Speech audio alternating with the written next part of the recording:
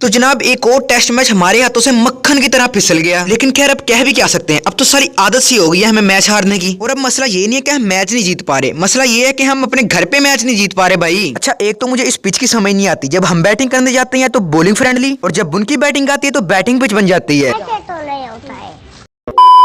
एक हमारा top out होता है जो गिट्टों पे बाल खा खा कर थक जाता है, और एक उनका होता है जो कि सेंचुरियां मार रहा होता है।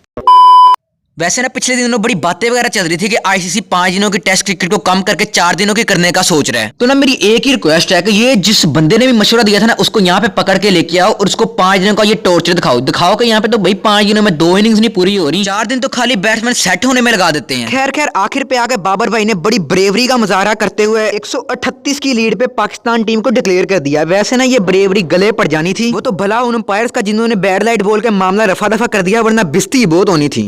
तो खैर पूरे मैच में बात करेंगे ही, साथ ही साथ आखिर पे मीम्स रिव्यू भी चेक करके जाइएगा, तो वीडियो में आखिर तक जुड़े रहिएगा। तो मैच के शुरू में ही हमें एक अच्छी खबर मिली कि सैफी भाई अपने कमबैक कर रहे हैं, क्योंकि रिजवान भाई जो कि पिछली कई सदियों से टूटी कमर के साथ पाकिस्तान के लिए खेल रहे हैं, उनको रेस्ट दे दिया गया था। शुक्र है किसी मैनेजमेंट को तो बेचारे रिजवान पर तरस आया, वरना उसका भी वही हाल था जो कि नसीम शाह और शहीन अफरीदी का हुआ है। खैर मैच शुरू और पाकिस्तान का टॉप पर रेड कारपेट की तरह पिच पर बिल्कुल बिछ गया, लेकिन फिर उसके बाद मेरे सैफी भाई और बाबर भाई की कोई क्लासिक किस्म की पार्टनरशिप तो लगी, लेकिन उनके आउट होने के बाद दोबारा हमारा पिच पे रंडीर होना शुरू हो गया। यहाँ पर जितना क्रेडिट तो आगा सलमान को उतना ही कम है। बॉय ने क्या बैटिंग की, वो भी टेल के साथ मिलके, लेकिन इंतहाई शानदार इनिंग्स जिसने कोई हमारी थोड़ी बहुत इज्जत रख ली, वरना मैच यहाँ पे ठुक जाना था। वैसे इसी दौरान मैंने एक और चीज देखी, हमारे नमान चाचू को। मुझे बताओ कौन बंदा कहता है कि 36 साल की हैं, देखने में तो ऐसे लगता है जैसे कायदे आज़म के वालिद साहब के साथ इनका बचपन गुजरा है। लेकिन जो भी हो, नमान चाचू ने पूरी कोशिश की आगा सलमान की सेंचुरी के लिए। अंकल जी ने 75 बाले खेल के पूरे 7 रन बनाए। मुझे तो बेचारे टीम सोथी पे तरस आना शुरू हो गया था। बेचारा पता नहीं कराची एयरपोर्ट से भागता हुआ आता था और अंकल जी सामने टुक करके बाल रोक देते थे। खैर हमने भी कुछ 400 रन बना ही लिए थे, लेकिन उन्होंने भाई क्या पेला, ओए होए होए, उनका तो इस सोधी हमसे आउट नहीं हो रहा था, वो भी कुछ 70 रन मार के चला गया।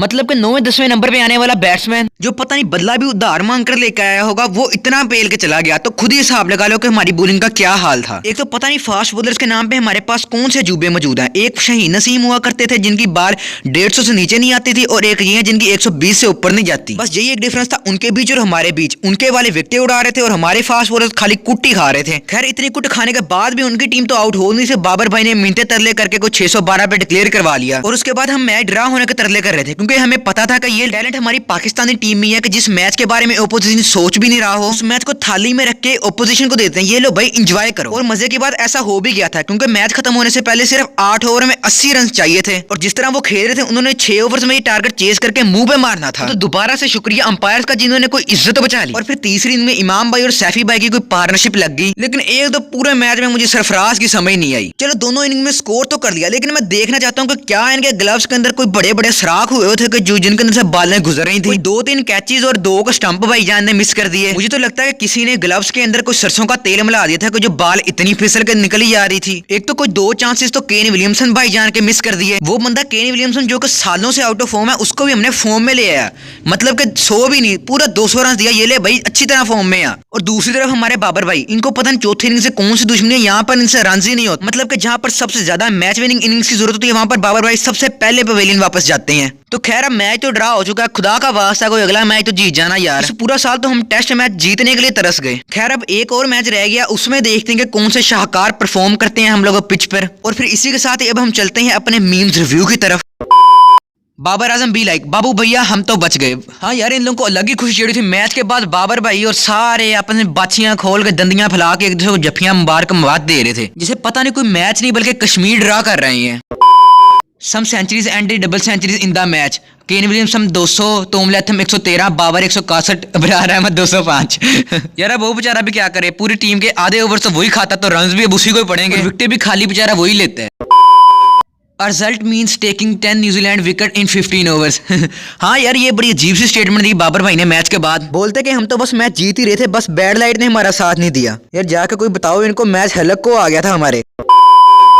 नो वन बॉयज पेपर में 33 मार्क्स लेने के बाद। हाँ यार इनको पता नहीं कोई अलग ही खुशी चढ़ी थी, पता नहीं अगले साल की ईद की मुबारकबाद अभी से देनी शुरू कर दी थी। अलीम दाड़ भी लाइक चलो बच्चों आज मैं तुम सबको पहले छुट्टी दे देता हूँ। हाँ यार बस अलीम भाई को भी सलाम। वैसे उन्होंने पूरे मैच में कोई अंपायर को 2 नंबर से किया, लेकिन आखिर पे आगे अच्छा काम कर दिया। अलीम दाड़ तो न्यूजीलैंड टीम कर लो 6 सब। गुड यार best one best. If home ground is not helping home umpire can help. ये अच्छा था, गुड। तो खैर मीम्स कलेक्शन के साथ साथ वीडियो भी यहाँ पर खत्म होती है। अब एक टेस्ट मैच रह गया और फिर आईपीएल और पीएसएल भी आ रहा है, तो इसी तरह का कंटेंट के लिए लाजमी से सब्सक्राइब करके साथ लगा बेल आइकन जरूर दबा लें। अगली वीडियो तक के लिए बाय।